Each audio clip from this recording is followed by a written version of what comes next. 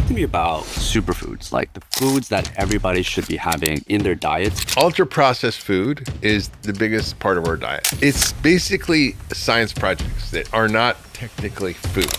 It destroys our gut microbiome, which creates inflammation. And that's why America is so huge. Dr. Mark Hyman, founder and senior advisor for the Cleveland Clinic Center for Functional Medicine. He's also the 11th time #1 New York Times bestselling author. Fierce advocate in the fight to transform our healthcare. So there's a scary stat that I saw. The cancer rates have gone Yeah, under 50. It's over 50%, 60% increase in cancer. And that's caused by our ultra-processed diet. The worst thing people do is... Dr. Mark Hyman, thanks so much for coming on the show. Great to be here. Thanks for having me. Yeah, very excited. My first question for you is, what is it that you believe about longevity and health in general that most traditional medical practitioners or doctors might disagree with you on? Well, I think if the doctors are paying attention to the literature, they wouldn't disagree.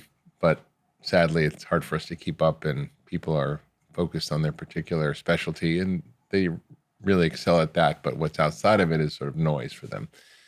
And what's happening is this extraordinary acceleration of science around understanding the basic underlying mechanisms of aging itself, which historically was sort of relegated to something that we couldn't do anything about. It wasn't worth studying, it wasn't worth looking at, it wasn't worth paying attention to. We're all going to get older, we're all going to become decrepit and frail and diseased, and that's just how it was. Yeah. But now scientists have actually uncovered that there are fundamental biological processes that can be addressed that seem to go awry as we get older. And if we focus on those, we'd have an enormous impact on the quality of our health and our health span, which is how many years we're healthy, and even our lifespan. And based on what we know today, it's not unreasonable to expect that most people could live to 95 to 100 years old in good health, given our current state of the science. And what is it now? What are most people living? I mean, 70s. 70s in America. Mid-70s, depends on where you're in the world. Where life expectancy is going down in America. So it's kind of a weird paradox. As we're learning about the underlying biology of aging and how to create healthy aging and extend life, we're actually seeing a decline in life expectancy because of the amount of processed food and environmental toxins and our lifestyle. So it's kind of a weird moment. America's 48th in life expectancy. And yet we're spending the most. We spend twice as much. Anywhere across the world. We're spending at least double everybody per capita. And so what's happening around the biology of aging is that if you looked at, like, for example, the way we approach medicine, we try to treat diseases. We're going to treat diabetes with these drugs, or heart disease, or cancer, or Alzheimer's. And that's well and good, but it's kind of treating things downstream rather than going upstream to treat the causes. And scientists have uncovered these phenomena called the hallmarks of aging.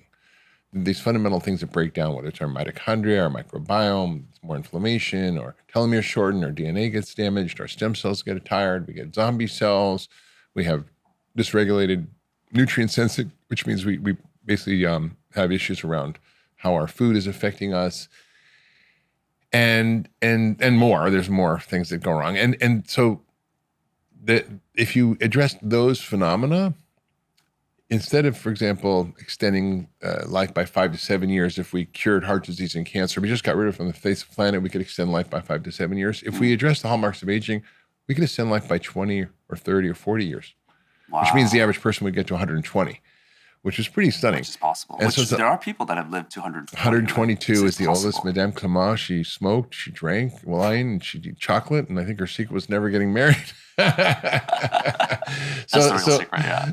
So there's I wouldn't follow her habits. She probably had the jackpot genes. There's actually a gene called the ApoE gene, and there's 3 different varieties of it: 2, 3, and 4.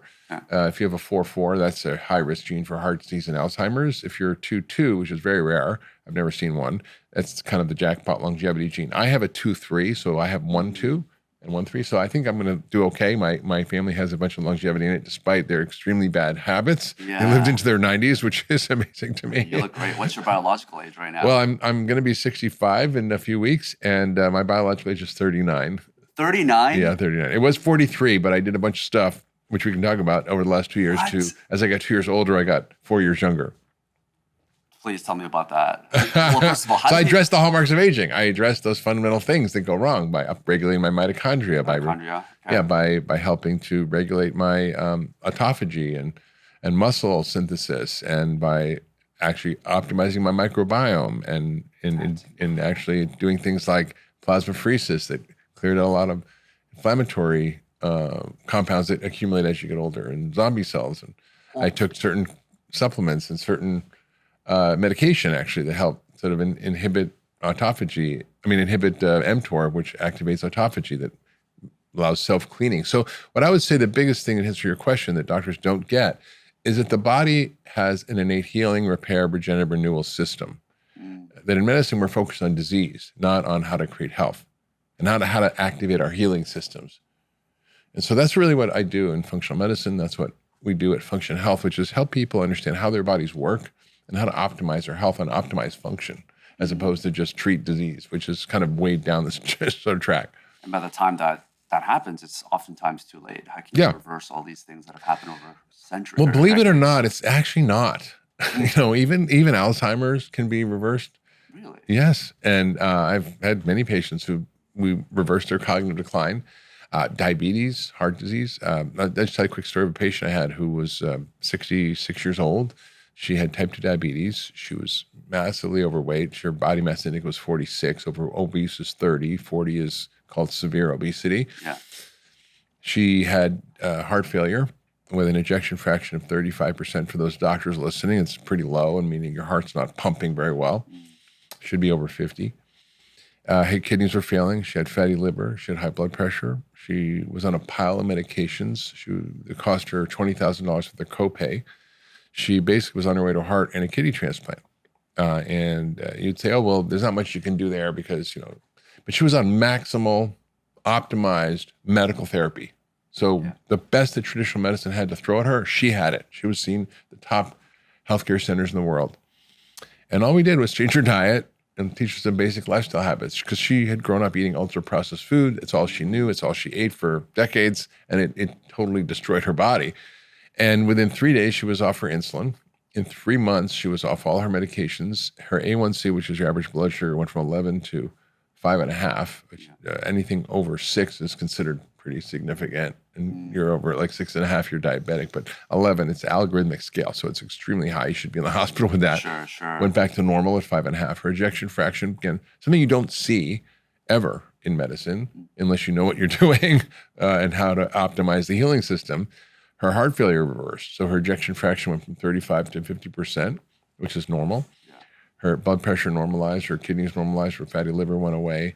She lost 43 pounds in 3 months. In a year, she lost 116 pounds and was completely reversed all those chronic illnesses. So even when people are fairly late stage, if you understand how to optimize those and activate those healing systems in the body by the right food and lifestyle, what we call the exposome, you can change things. Now, I'd say our audience are fairly health conscious. They may not be perfect, but don't worry, I'm not either. No one is, right? But I think a lot of the people that are aware of all the kind of the basics of eating relatively well. But I'm curious for you, like for you to optimize that from 90% to 99%, can never get to 100%, right? For you to be reversing your biological age, like what's like the thing you feel was the biggest needle mover? Because I imagine you were already eating fairly well. Yeah. I mean, my biological age, sort of when I really started to double down, was 43.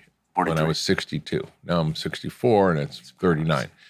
And what I did was I wrote a book called Young Forever, where I really dove deep into the research on longevity. I've been doing functional medicine for 30 years, so I've been doing a lot of this stuff. Can you define functional medicine? Because I think... Sure. What is functional medicine? It's not a specialty. It's not a modality. It's not a test. It's a way of thinking about solving the puzzle of chronic disease. It's science of creating health as opposed to the science of disease. In medicine, we have 120,000 diseases that we have in our diagnostic code book. And rather than thinking about labeling diseases based on their people's symptoms and where it is in their body, basically symptoms and geography, you have arthritis, you have a joint pain, or you have a migraine, you have a headache, and you go to the neurologist.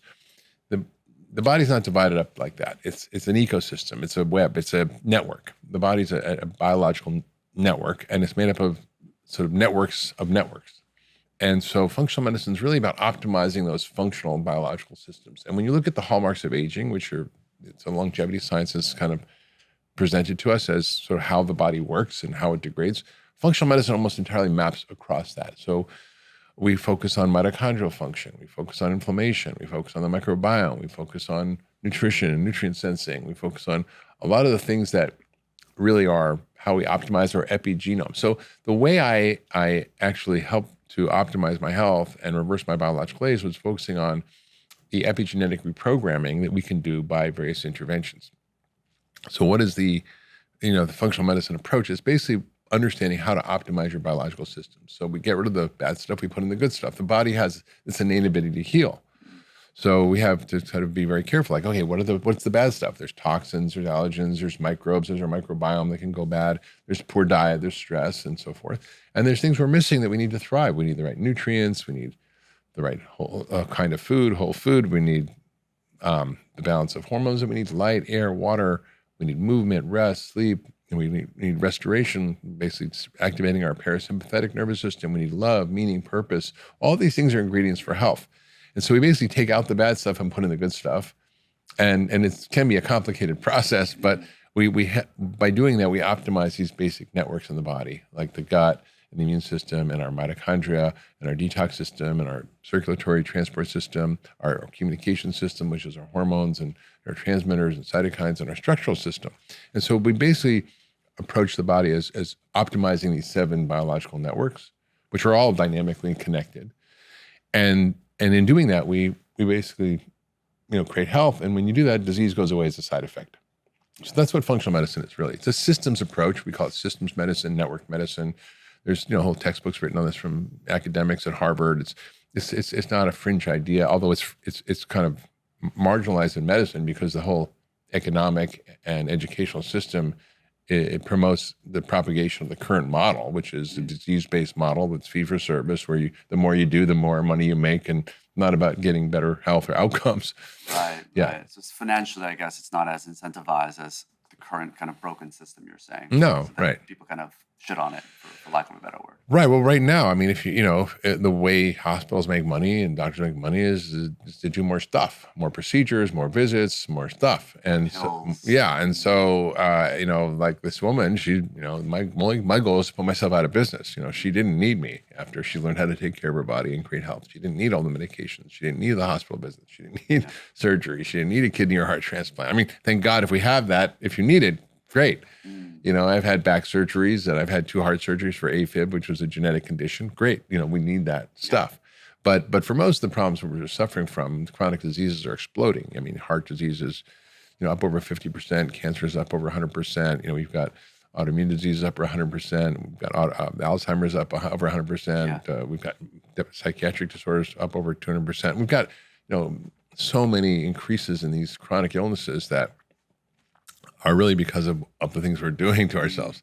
So in answer to your question, what did I do myself? What did you do? What did I do? Well, I took a deep dive and understood how to optimize these hallmarks. So one thing I did was really optimize my diet. So I really made sure I had enough protein to build muscle, because muscle is the currency of longevity, and it's really critical to build muscle.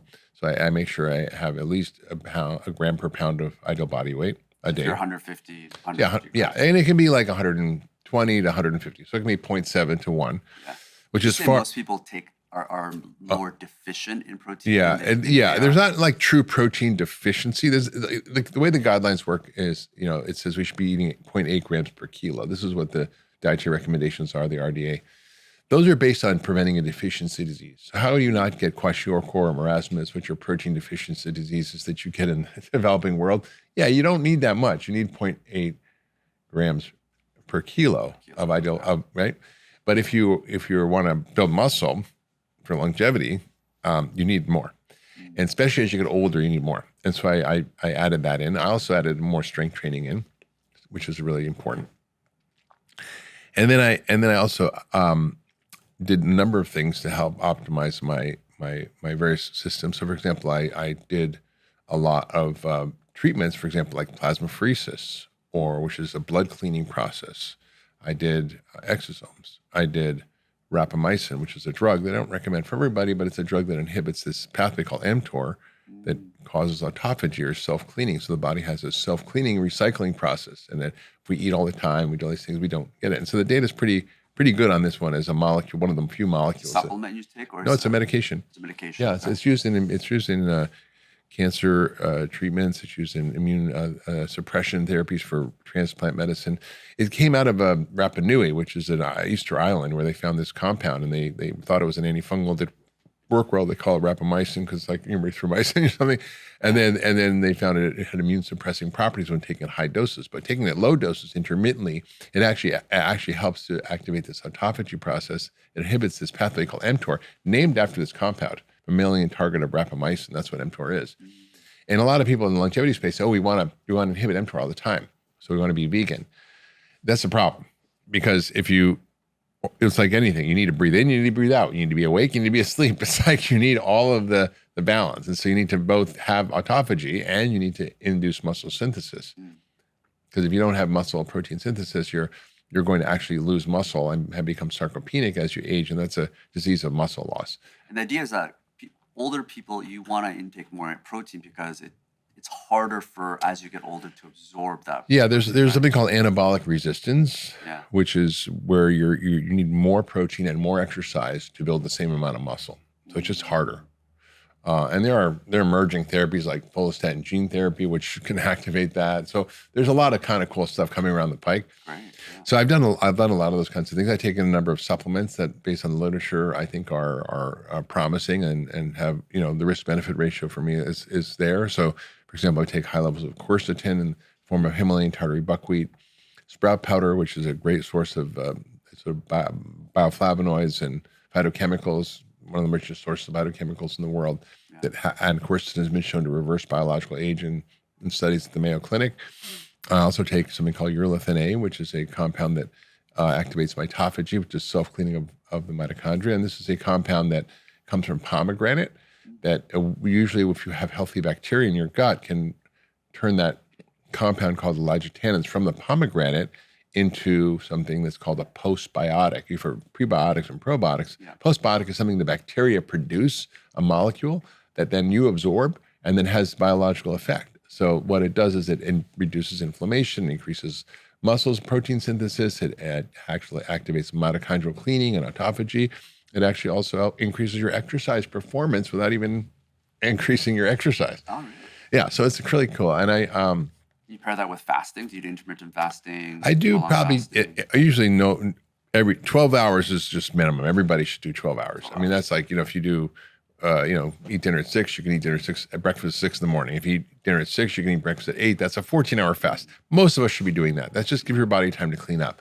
16 hours is a little more long, so if you eat dinner at 6, you can eat breakfast at 10. It's not as hard as you think, and it seems hard though, right, for people that haven't done it. Yeah, stomach growlings in the mornings. And I mean, it's not great for everybody. If you're thin or you're older or sick, you might not want to do that. But if you're metabolically unhealthy, it's great. And so I think that's a simple way to activate autophagy. And I think there are other things that can be helpful, like NMN that could be helpful. There's something called a C15 or fatty 15 that's been very promising in literature. So there's a bunch of different compounds that I take. You're taking all of those. Mm-hmm. Right? What about metformin? Metformin's great question. So I wrote a lot about my book, Young Forever, and I think I've looked carefully at the literature, and I've done a number of podcasts on this, on the doctor's pharmacy. But there's one big study that was an observational study that showed that people who took metformin seemed to have longer lives and not die as much as those who didn't take metformin. And so this is what we call an observational study. It doesn't prove cause and effect. It looks at correlation. A lot of people jumped on that and said, oh, this seems like metformin lowers your risk of death, so and increases longevity, so I'm going to start taking it. I think it's a bad idea, and I'll tell you why.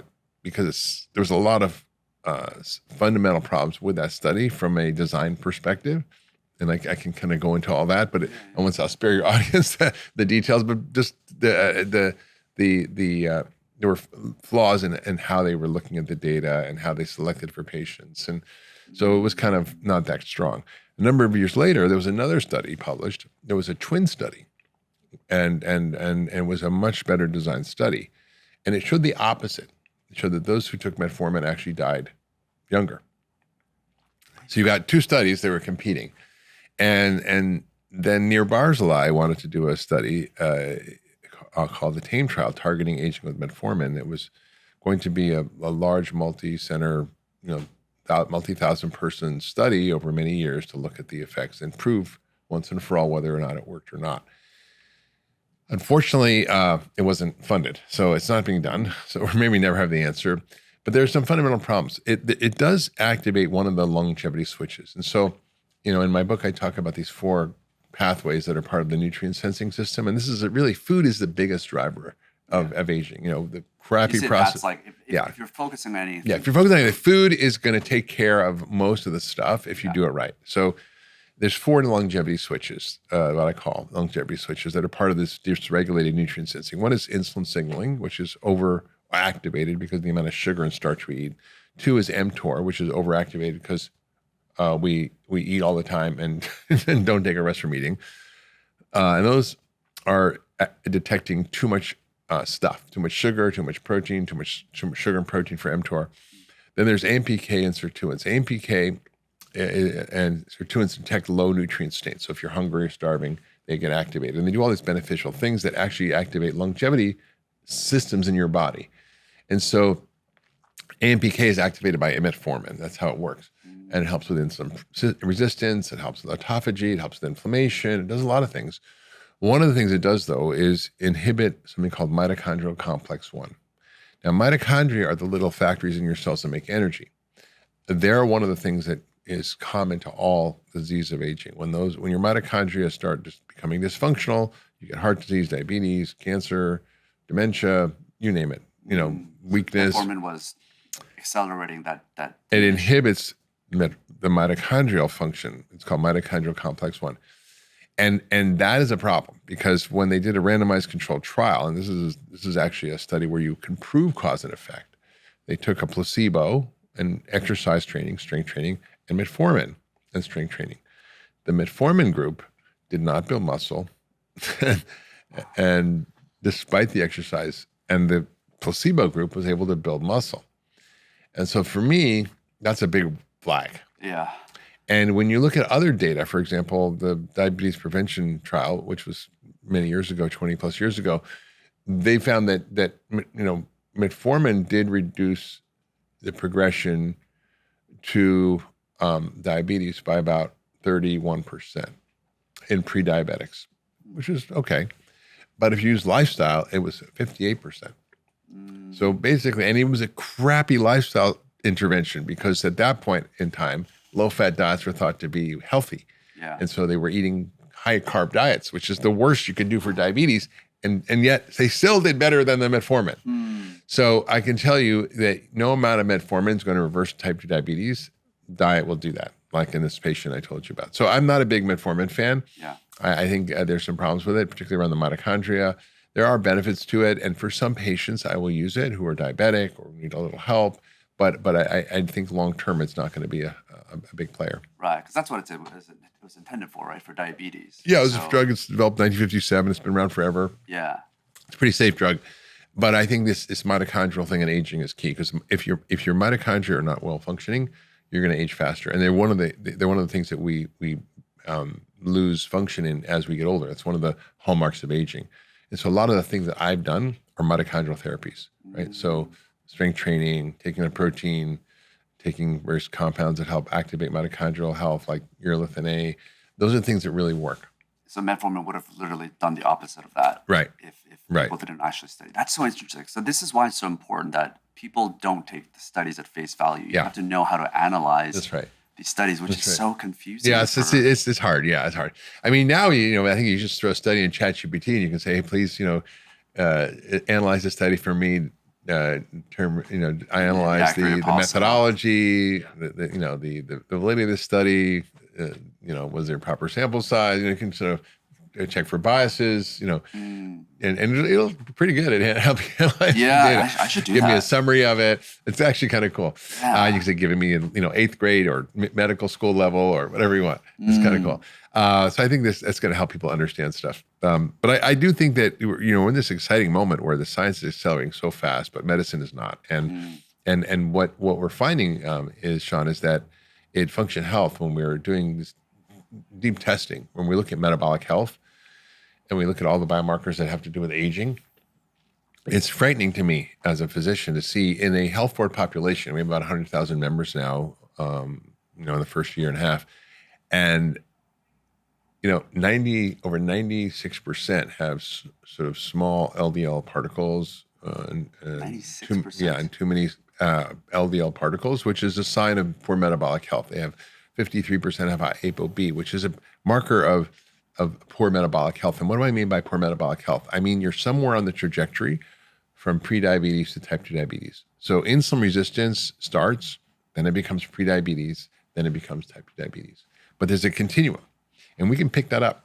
And we test things that are not checked on your regular lab tests. Your doctor checks about 19 different things, maybe on your lab test, your CBC, your blood chemistries, and your cholesterol, an old cholesterol panel, which probably should be outlawed at this point. It's not even relevant to look at. No, because you cannot make decisions, an educated decision based on the old cholesterol panel. But it's what 99% of doctors do. We ask Quest, who's our lab partner, how many cholesterol tests do you get? Are they lipoprotein fractionation, or looking at particle number, particle size, the quality of cholesterol? Yeah. Less than 1%. And how many tests did doctors send in to include insulin? Less than 1%. Insulin is the most important biomarker you need to know for your longevity, because if your insulin starts to go up, you're in trouble. And the lab reference range says 14 or 18 is the normal range, depending on the lab. It should be 2 to 5. So you can't even trust the normal range. No, because the normal range is, and this is important. When we report labs on Function Health, we report the reference range from the lab, but we also report the optimal range. So, for example, your insulin should be 2 to 5. That's the optimal range, not 18. Right? Your blood sugar optimal range shouldn't be 100. If you're 99, that's not good. It should be probably 70 to 85 is optimal. Or your vitamin D, it should be 50, but it reports it's abnormal only if it's under 30. Why did they do that? What's the incentive? So the way this works is the way they figure the reference ranges is based on the population. So if you have a sick population, if everybody working and living inside has low vitamin D, then the average is down. So for example, if you're a Martian and you land in America, you'd go, oh, gee, it's normal to be overweight because 75% of Americans are overweight. It's just a statistical method of looking at the population. So it's based on normal means 2 standard deviations, right, from the mean. So the people are outliers, the last, 2% on either side, they're out of range. But everybody in the middle is in range. So you could be somebody who's basically getting biomarkers done and getting reference ranges that are based on an unwell population. So there's a bunch of people that think they're healthy and in optimal health when they may not be. You're saying. And it's true. And with Function Health, what's amazing is in the reference ranges of the lab of the kind of quote normal, which is really the sick American population, we're still seeing everything out of range. It's stunning. Nutritional deficiencies, 67% have a nutritional deficiency. They're walking around with that impact their health qualitatively. Whether it's iron deficiency, B vitamin deficiency, folate deficiency, vitamin D deficiency. And we measure those things, and there are things that don't get checked. What's crazy is I grew up in Canada, so every year you're able to get these annual blood tests, and they don't have vitamin D included. No, and you live in Canada. And I live in Canada, which is supposed to be free healthcare, right? Not exactly Florida where we are now. We have sun and everything. You're like, I'm so surprised. Before, I didn't even know that you're supposed to measure vitamin D and your zinc levels and magnesium levels, but none of these are included. No. So you have to understand what most diagnostic tests do that your doctor checks are things that are abnormal if you're really sick in the hospital. Like if your electrolytes are out of balance, or your kidneys off, or your liver's off, or your blood count's off, that means you're really sick. This is those are usually not abnormal. I mean, your cholesterol may be a little off, but that's it. Unless you have something really serious, those are hospital tests for hospital patients, honestly. Not what we should be checking for seeing where people are in terms of the range of their overall well-being. That's incredible. So if someone was to go to their doctors, let's say they want to check for 5 to 7 things that are not currently included in the normal test, what are the things that they should be asking for? Well, I think the most important tests are lipoprotein fractionation, which is basically looking at your cholesterol. Yeah. Instead of just measuring the weight of it, you're looking at it with an MRI or various techniques that actually can tell you the number of cholesterol particles, the size of those particles. Because for example, if you have LDL, it's high, but if you have all these large fluffy light particles, it's not an issue. And if you don't have that many, but you can't tell. If you have, let's say, a cholesterol of 150, it could be made up of, 800 particles or 2,000 particles of LDL. Yeah. But you don't know just by looking at the 150, right? So that's really important. Second is ApoB, which is one of the most important biomarkers for cardiovascular risk. Again, something usually not checked. Yeah. And it's a measure of all the dangerous cholesterol particles, which are related to metabolic dysfunction. Insulin, again, never They don't test. check insulin. It's really important. We do that on Function Health panel. Really important to look at your nutritional status as well. And I think this is key. Vitamin D, homocysteine, iron levels. These are really common deficiencies that over long term cause issues. There's something called long latency deficiency disease. You might not get rickets, for example, if your vitamin D is 30, right? But you will probably increase your risk for cancer and heart disease, dementia, depression, muscle loss, bone loss, right? So osteoporosis is a long latency deficiency disease of vitamin D. Rickets is an acute deficiency. And so that's when your bones kind of bend and get soft. So we want to look at those nutrient levels.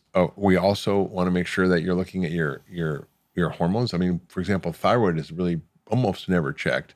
We're finding that 13% of the people we check have an autoimmune thyroid disease. I just looked at a friend's results the other day, and she showed me her function results, and she's like 35, healthy. And she's like, I'm so tired. I don't feel great. I don't know what's going on. I eat great. I exercise. I try to get sleep. I'm doing all the right things. What's going on? And I looked at her test, and she's like, she has an autoimmune thyroid disease.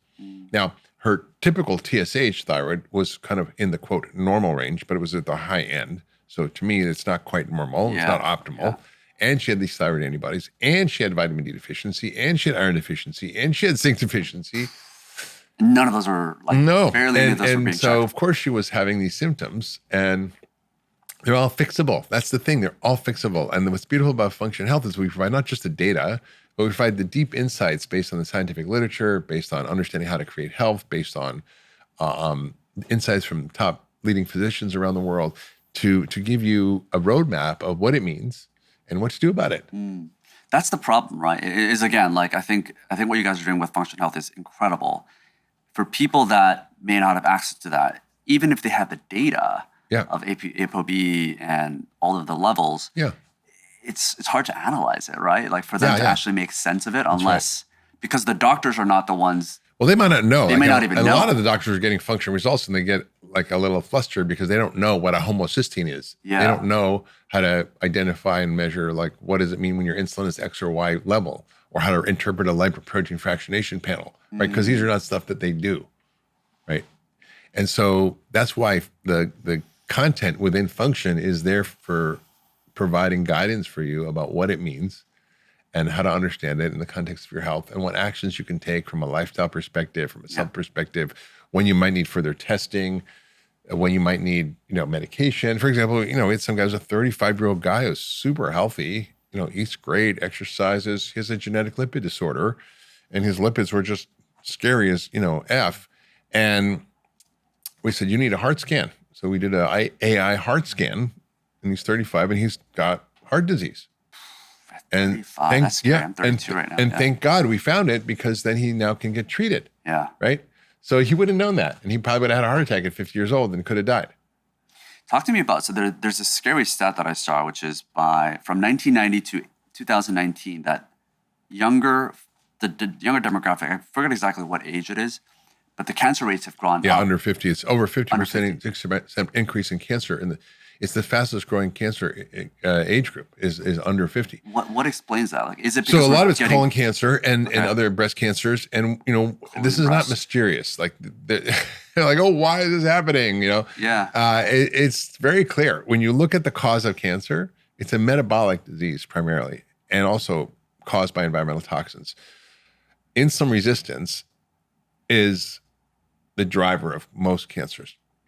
And that's caused by our ultra-processed diet, by the 152 pounds of sugar, the 133 pounds of flour, which is same as sugar in your body. Your body can't tell the difference below the neck between a bowl of cornflakes and a bowl of cereal. And so when you're consuming that amount of sugar and starch, when you're eating all ultra-processed food that have things that, for example, damage the colon, that cause inflammation, so inflammation and insulin resistance are really the final pathways for a lot of these diseases, whether it's heart disease, cancer, diabetes, dementia. And so we're seeing these rising rates of cancer in younger people, and it's kind of scary. But what's really exciting now, and so it's so amazing to be alive right now in medicine, because there's so much happening, and there's so many discoveries, and it's accelerating so fast. And it's not hitting the clinic, unfortunately, which is partly why we co-founded Function, to get people access to the future of medicine now. We offer something called the multi-cancer detection screening test, which is called Gallery, and we've formed a partnership with them. It's going to be available to everybody, which is essentially allowing you to detect for over 50 different cancers through a simple blood test. It's called a liquid. It's not MRI. It's all a liquid biopsy, simple blood test. Because what happens is when you have early cancers, it spits out little cells that have the DNA in them, and you can get these cell-free DNA fragments that you can detect in the blood. And given the power of our diagnostics now, we can amplify that, and we can see, oh God, you have head and neck cancer, or you have colon cancer, or you have breast cancer. And we can tell what the cancer is and where it's from. And we've had now, of all the thousands of people that we've done the test on, 1 in 188 have a cancer identified. And the beautiful thing about this test is you can tell a year to 3 before you ever find it on a scan or an exam or a test. So you can get that information from a blood test before, right? Because I guess you can kind of test to see if it's coming up, right? Yeah, so I recommend that every year. I mean, for me, I'm 64. I'm going to do it every year. I think over 50 is probably every year. If you have high risk, you can do it, younger. But who knows? Maybe we should be doing it at 35 now. I mean, there's so many young people with cancers. And I think, it's relatively inexpensive for the bang for your buck you're getting. And now it's being covered by Medicare. John Hancock is offering this to their customers for life insurance, because they know it's so valuable to identify this. Yeah. And I think, there's a huge value there, because if you find someone early, it's like curable and it's inexpensive. If you find someone late, it's very expensive to take care of, and they usually die. Yeah. I had a friend of mine she was 30 and she got diagnosed with breast cancer. And I look at her diet, and the problem is, like, you eat a pasta in America and you could eat pretty much the same pasta in Italy, which I'm going to Monday. Good for you. You feel different. Completely different. Like you're normal in Italy, and you're just walking around, you're great. Well, there's reasons for that. Right. So it's like a root problem that we have. Yeah, our diet is just crap. It's basically the way we grow food, the way we process food, how we've hybridized foods or genetically modified foods, the chemicals we spray on the foods. All those things have an impact. For example, wheat in this country is dwarf wheat. Dwarf wheat was an innovation that was developed by hybridizing different wheat strains to create short, stubby wheat that's drought resistant, that's more resilient, that also produces more starch. So it's got higher levels of amylopectinase, so it's like a super sugar. And it's also bred in a way that combines different wheat strains, and then it creates more gluten and more gliadin. We call gliadin proteins. These are more inflammatory. So, and then we spray it often at the end of a harvest to desiccate it, to dry it, to make it easier to collect the wheat berries. And glyphosate is is a known toxin that causes lymphoma, and it damages the microbiome. It's like an antibiotic. It kills all the bugs in your gut, and it has all these changes that are epigenetic that can be transferred over many generations. So if let's say a grandparent has it, their grandkid could have changes in their health, cancer, and various issues that are caused by this grandparent eating it, even if the kid never was exposed to it. Yeah, it's called epigenetic changes. So, and that's how I actually reversed my biological age, was working on my epigenome, which is modifiable. So most of our our longevity is determined by our lifestyle and environment. 93%, not genetics. No, not Even genetics. Cancer rates as well. No. Even BRCA, which is a very strong cancer risk gene for breast cancer. Historically, there wasn't as much breast cancer, even though the genes were out in the population, because you can induce changes in those genes to make them be expressed by what you're doing. So that's empowering, though, for a lot of people. It's very empowering. You have to, because then you can actually do something about it. Yeah. So even Alzheimer's, if you have an ApoE44, which is a high-risk gene, we measure that as part of Function Health. You can do that as an add-on test. That test, people, I don't want to know if I have the Alzheimer's gene. Well, it's not the Alzheimer's gene. It's a risk gene, and it's modifiable. And if you intervene, you can reduce your risk. And I have patients, for example, 95-year-old woman, I remember, she was a dentist, and she was ApoE44, which she should have had dementia by 95 years old. She was sharp as a tack, still working as a dentist at 95 years old, because she was a health nut. She ate perfectly her whole life. She exercised. She took her vitamins. She didn't smoke. She didn't drink. Yep. She was like kind of a health kook, But she was able to prevent her risk. So it's really important that you understand that you can modify your health by the inputs. It's called the exposome, not your genome. The exposome determines more about your health than your genome. Your exposome is what you eat, how you exercise, sleep, how you manage stress, environmental toxins, your nutritional status, your microbiome. Everything that washes over your genes regulates how those genes are turned on or off or expressed. And that's what determines your health or longevity or creates disease. And so I think, when we're doing, diagnostics, you have to look at those things so you can be proactive and not just wait around for something to happen. And that's really why we've created Function Health. I've been doing this for 30 years, and I'm 65. I can only see so many patients, right? Yeah. I can see patients all day long, but I've seen tens of thousands of patients. But I want to help millions and millions of people, because we have the knowledge now to help people that we can really make a huge difference. And it's not getting to the clinic. It takes decades for science to get into the clinic. Got it.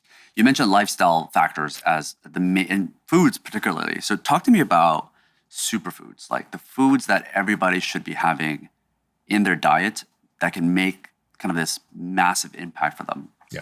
Well, the most massive impact you can make is really following some simple principles, and then we can talk about the superfoods. Because the superfoods, if you're eating shit, doesn't matter how many superfoods you eat, right?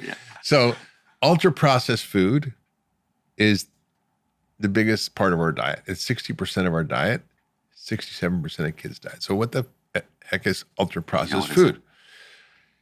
It's basically science projects that are not technically food.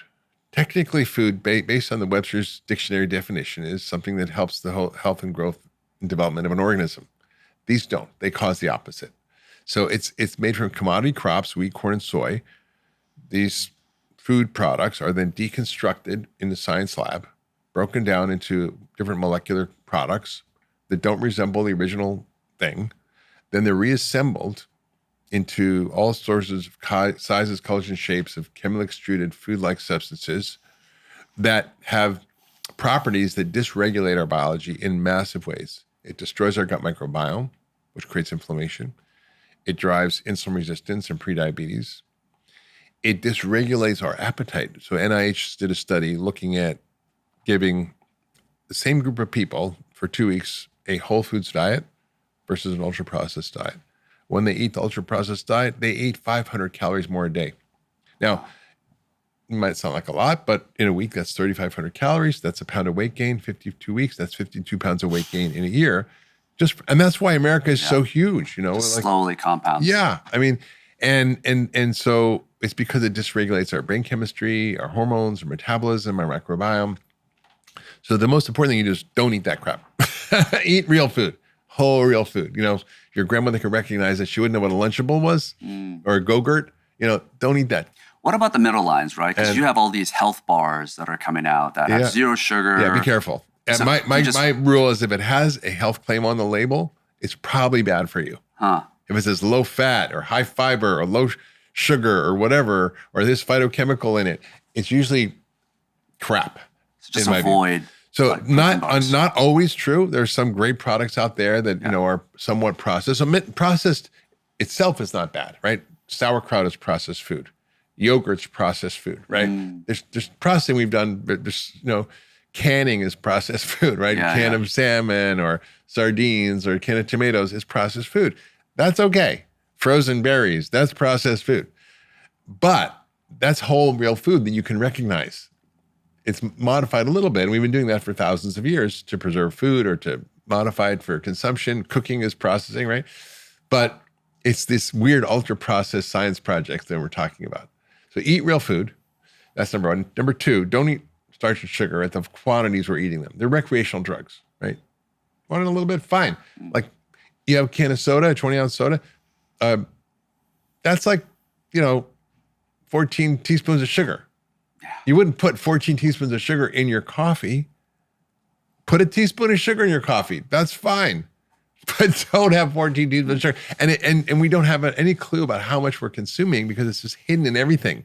What about fruit juice? I mean, your Prego tomato sauce has more sugar per serving than 2 Oreo cookies. Right, yeah. Okay, so it's all that stuff that's everywhere.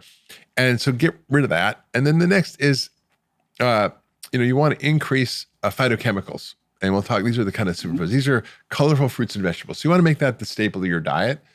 And the third principle is like, make sure you get a protein and healthy fats, because those are the things that, one, make you full, and two, your body runs better on than starch and sugar. And so when it comes to the sort of superfoods, I mean, I think, people kind of always overselling stuff. I think there's a few things out there that are really important. I think green tea is a great compound for many, many reasons, because it helps improve detoxification. It helps reduce inflammation. It helps to actually activate a lot of these longevity switches.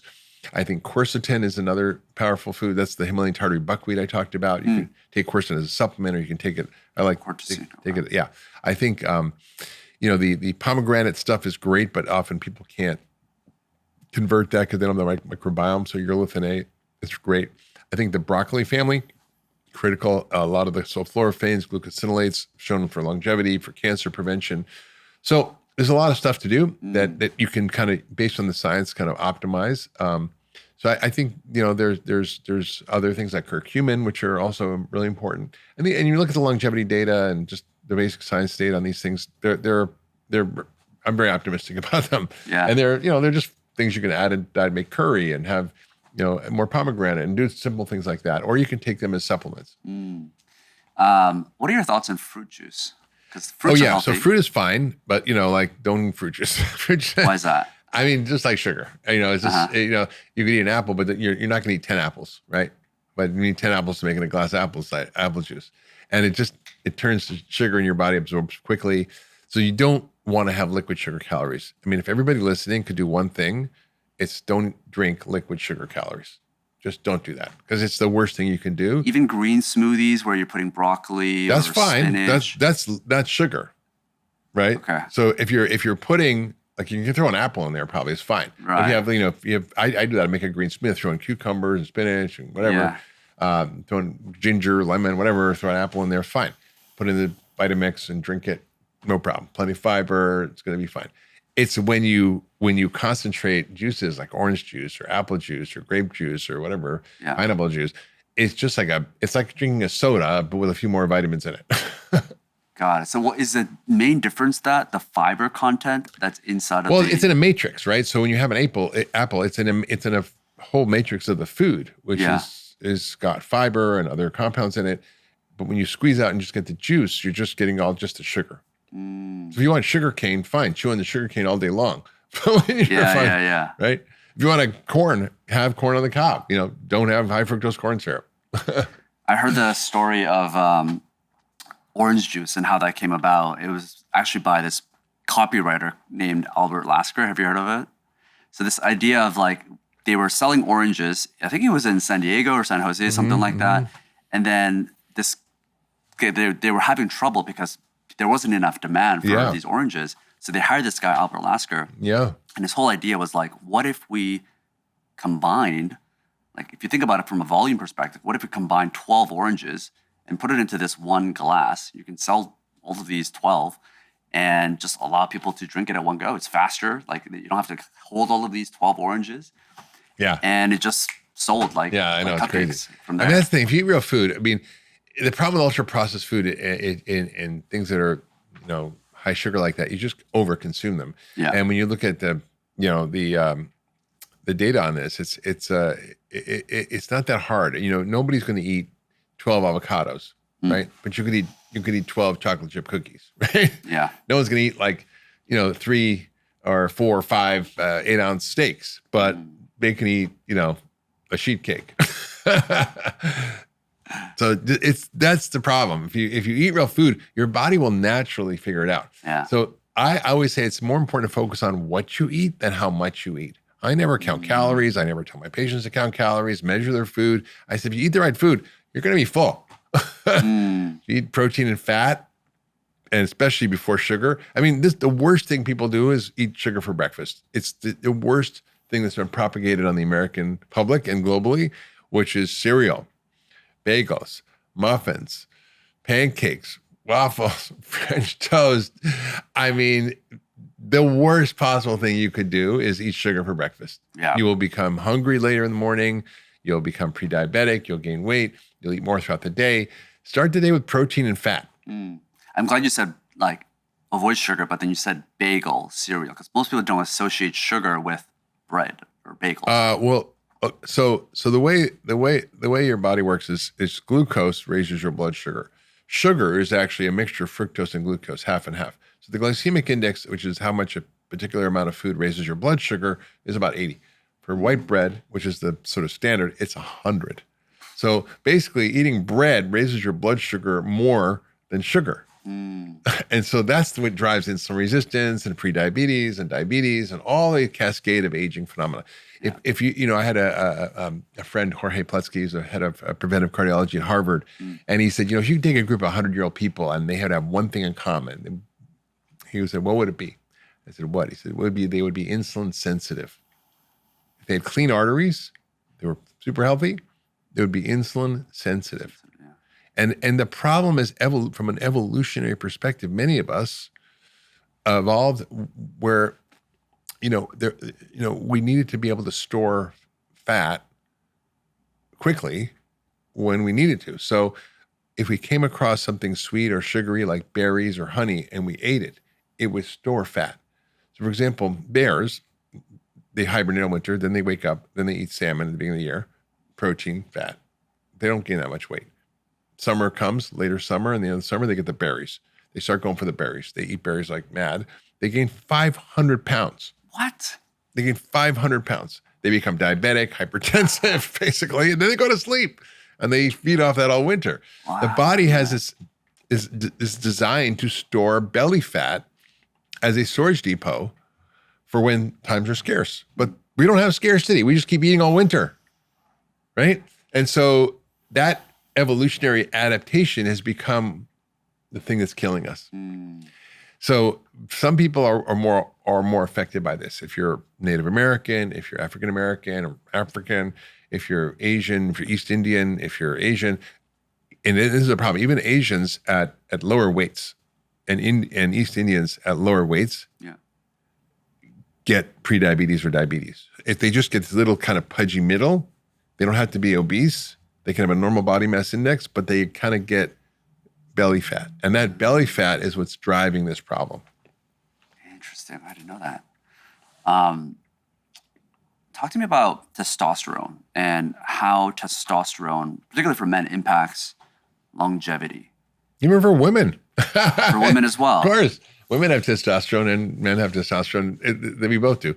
So testosterone is a hormone. We call it anabolic hormone. And, when you're younger, you naturally have more testosterone. And so younger people can maintain and build muscle from the trophic effect of these hormones. Trophic means growth, right? So you don't have to work out as much. You don't have to use as much protein. You don't have to do all that. As you get older, hormone levels start to kind of drop. What's that age, like cutoff age? Starting in the 40s. 40s? Okay. Yeah, starts to come down. Now, it doesn't always. I have guys who do all the right things and their testosterone levels are 800, 700, 900 when they're in their 60s or 70s. Wow. And I'm like, yeah, damn. Damn. And I see guys who are in their 30s have testosterone levels like a 90-year-old, right? If they eat crap and just going to say it out loud here, but sugar and starch cause testosterone to plummet. Why? When you start to accumulate this belly fat, the belly fat has an enzyme called aromatase that converts testosterone to estrogen. So then what happens is you lower testosterone, you increase estrogen. You get softer skin, you lose hair in your body, you get man boobs, it's real. And that's because you're lowering your testosterone. You see these guys with beer bellies. That's because beer is just sugar, right? It's just carbohydrate. Right. And so testosterone is inversely related to sugar and starch in your diet and to the amount of strength training you do. So if you want to raise your testosterone naturally, you need to increase your strength training, particularly large muscle groups. And 2, you need to cut down the sugar and starch and also increase fat. So saturated fat actually raises testosterone. Cholesterol is the building block from which testosterone and other hormones are made. What are examples of fat? Is that like avocado? Avocados, olive nuts and oil? seeds, even healthy grass-fed butter. If you have metabolic issues, most people tolerate saturated fat very well. There's a certain subset of the population that has genetic issues with saturated fat, and you need to find out if you're one of those. But the best way is experiment. So for example, you could go include a lot of saturated fat in your diet, check your function labs, and then 3 months later, check them again, see what happens. That's the only way to know, really. Yeah, right? because you if you go by studies, they don't relate to you. We need to know what's going on with you. The future of medicine is what we call N-of-1 medicine. It's about the individual. It's personalized medicine. So studies can guide you. They can point in the right direction. They can help you understand what may or may not be valid or true, but it's not going to actually be relevant for you as an individual. You have to experiment. So I experimented myself. I started eating higher saturated fat, and I'm like, oh, I'm one of those people who has, and I tested my genetics that actually responds adversely to too much saturated fat, right? But others, for example, I have a patient who was overweight, struggled, pre-diabetic, cholesterol 300, triglycerides like 300, or HDL, good cholesterol was low. Although good and bad is not the right term for it, but that's what people think of it as. So she was in mess. She was pre-diabetic. So I said, why don't you eat butter and coconut oil and be ketogenic? Yeah. Let's see what happens. Her cholesterol dropped 100 points. Her triglycerides dropped over 200 points. Her HDL went up 30 points. Everything got better. Another guy was like skinny like me, biker like me, 50s. Said, I want to try a ketogenic diet. I heard it's good for you. I'm like, I don't know. You try it, but let's track it. And we tracked it. His lipids went to hell, and he got terrible cholesterol response. So you have to kind of individualize your treatment. And that's what's so beautiful about functional health. It allows you to kind of be the agents of your own health, be the CEO of your own health, to get your own data, to track your data over time, to get insights about your data. It'll learn more and more about you over time and help you get more personalized information and what I call medical intelligence. The last topic that I wanted to talk about, which is really interesting, is the fluoride levels in water. I know you were kind of fighting this. What was kind of the origins of the U.S. government putting fluoride in our waters, and what was kind of your thoughts around it? Well, cavities are a big issue, right? So dental health is really important for overall health, and dental health is important. Fluoride is protective against cavities, so that's why it's used by dentists. It's used in the water, and at low levels it's protective. The problem is sometimes there's overfluoridation, and it can lead to something called fluorosis, which is, when you get to see these people with these teeth that look all kind of weird, white and colored and streaked. It can cause the same thing in the bones. It causes risk of increased fractures. It can interfere. It's sort of like iodine. So fluoride can interrupt thyroid function. It can potentially cause certain cancers. It can affect kidney function. So there are significant risks to it. And I'm not a huge fan of fluoridation of water. I think sometimes fluoride therapy can be helpful in certain communities. But if you have a healthy diet and you don't eat too much sugar, that's what's causing the cavity. Right. And your oral microbiome plays a huge role. So there's lots of ways to optimize your oral microbiome. There's lots of ways to reduce your risk of poor dental health by flossing, by brushing, by not eating sugar and starch. Those are things that I think matter. Yeah, because there's countries that got off of it, right? Like I think Germany or Japan as well. Yeah. It's like anything else. The dose makes the poison, right? But there's a lot of places where there's overfluoridation. There's high levels of fluoride in the water, and that can be harmful. How would you recommend, because it's in our water, for people that feel like they don't need the fluoride? What? Well, I listen. There's so much stuff in our water. There's one study showed there's over 38 contaminants in our water supply. Whether it's, I mean, think about it. All the women taking birth control pill. Where do the hormones go? They go in the water. Everybody's taking statins. Where do they go? Everybody taking Prozac. Where does it go? You pee it out. It goes in the water, and it doesn't get cleaned out and filtered out. And there's toxins in the water. There's pesticides. There's PFAS chemicals, forever chemicals. So I always recommend water filters, and I have a water filter in my house, a reverse osmosis filter. Yeah. So that's the way to go. Got it. And then you have to make sure you're taking minerals, right? Because if you don't take extra electrolytes and minerals, you're going to become depleted because there's a lot of minerals and things in water. Yeah. So you want to make sure you replace that. But it takes everything out. But there's also a process where you can remineralize, right? Once you do reverse osmosis. Yeah. There's sometimes they kind of sell that as a package. Yeah, you can. As well. Yeah, you can. Yeah. Yeah, incredible. Well, yeah, Dr. Hyman, I think that's the interview. Is there anything else that people should know about what you're working on with Function Health?